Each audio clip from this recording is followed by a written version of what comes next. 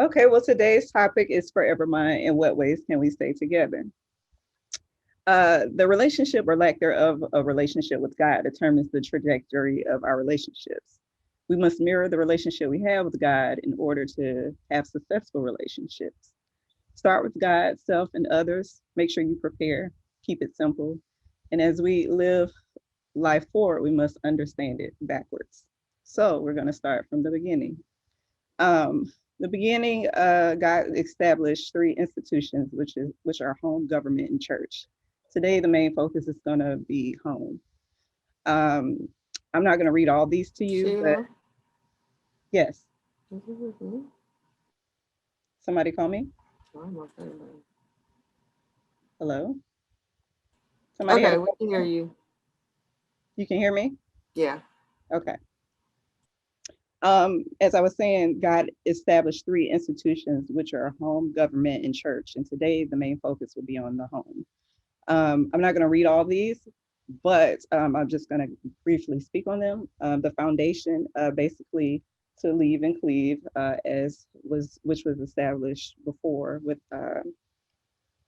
um, Adam, what God commanded Adam to do. The problem is when the serpent came into the garden and enticed Eve to change make a choice that was basically detrimental to us all. And the mission, I will read that one. These commandments that I give you today are to be on your hearts, impress them on your children, talk about them when you sit at home, when you walk along the road, when you lie down, and when you get up. Tie them as symbols on your hands and bind them on your foreheads. Write them on the door frames of your houses and on your gates. Deuteronomy 6, 6 through 9. Start with God, which is our foundation. Starting with God sets the tone in all of our relationships. Be your true, authentic self when meeting someone new, dating, and when married. Invest in the time to learn and understand you and your significant other. Discover different ways to love those around you daily. I spoke on those points because, again, we're mirroring the relationship that we have with God. So basically, the coming as you are, you do the same thing when you meet someone new or in your dating relationship or when you're married. Learn of me, abide in me as I abide in you. It's the same of understanding your partner, learning and understanding your partner. Um, and seek God daily in every area of your life, whether single, dating, married, etc., or whatever it is. And I think that or I believe that every day you should find ways to love, the people around you daily, or find new ways to love the people around you daily. So the next one I want to talk about is DIY projects, and that's the problem, which in turn causes the epic fail. We have to be mindful that opposition is always lurking, especially when we're operating in our purpose and pleasing to God. Keep watch and don't fall victim of self sabotaging.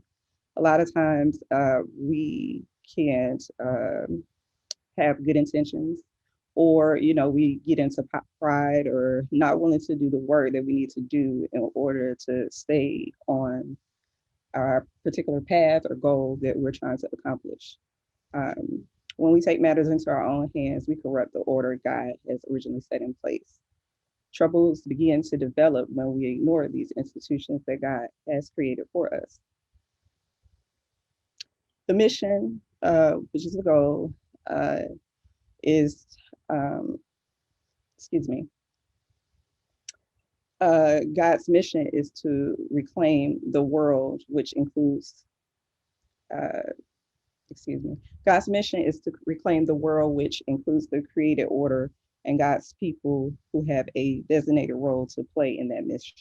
So whether we're single, dating, married, we should be preparing because each group relies on the next in order to create the world that God intended us to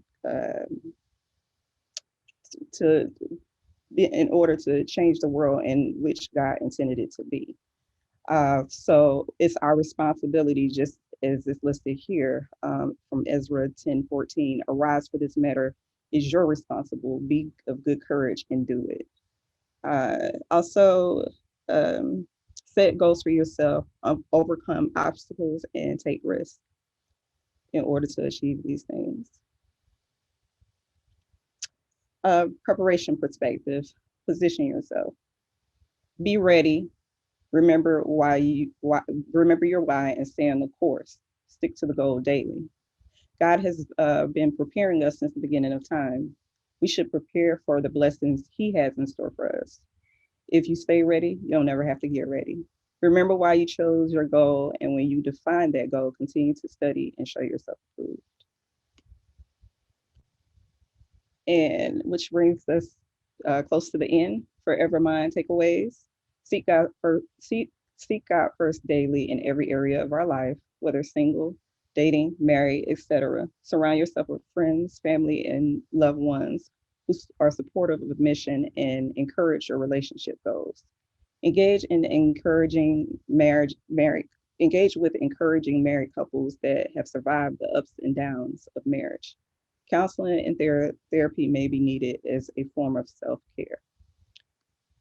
And the last thing, in what ways can we stay together?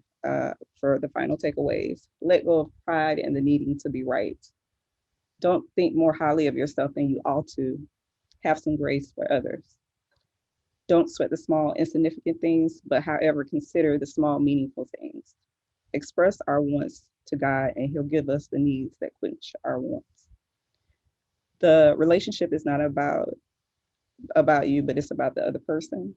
Remember, we'll never have it all, but we can learn to appreciate the blessings, gifts that we have been given. And that's it. So, any questions, comments, concerns? Let's go.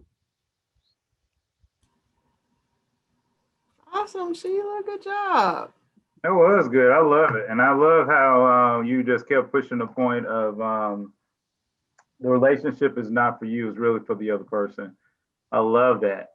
You know, if people had that mindset, you know, nobody would ever, you know, break up or get a divorce. That's, you know, that's the issue. You know, loving the other person, giving to the other person. Love that. Absolutely, just love that. Any questions? I loved it too. I had to finish eating what I was eating. Um, I don't have a question.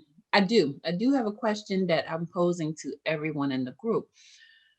One of the slides, which I always found interesting, is when you don't, it's okay, this last slide says it too. Don't sweat the small, insignificant things, but consider the small, meaningful things. So we've talked before about our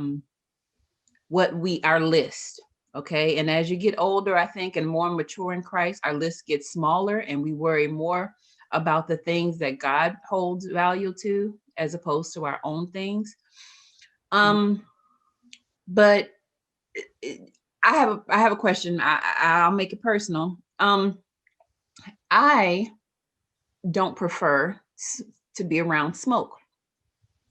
So if you have something like the person is generally in good health and stuff, it's not about health, it's like a preference, but they smoke and you feel like ultimately it's not good for them, but right now they're not in bad health. Would you say that that is a small thing or a big thing? Because Well, I think it just depends on the person. It's a big thing for me, yeah. But you know, when it comes to things of that nature, when I was referring to the insignificant things, I'm just talking about like, well, let me back up. That's a habit. I mean, smoking is a habit. Yeah, So we're that's a talking about habit. people's personal habits. Yeah, and then you have to, that's something, if you're going to engage with this person, that's a part of them that you're going to have to accept. But if you honestly can't accept that about them, I mean, in my opinion, that's what I wouldn't even, engage. Entertain it. Right. Because that's you being honest with yourself about it. If you're going to be with this person and it's something that you just really don't like, you're going to basically be living a lie and faking the funk for this other person as well. So. I agree with that. I wanted to pose that question to the group because I take my surveys to other people, And they said, well, you know, that person could change. But the thing is, they also could not change. So you have to accept that person for who they are today. Exactly. You And they know? want them to make the change for themselves and not necessarily. Right. And not from me saying you need to do this. Right. Uh-huh.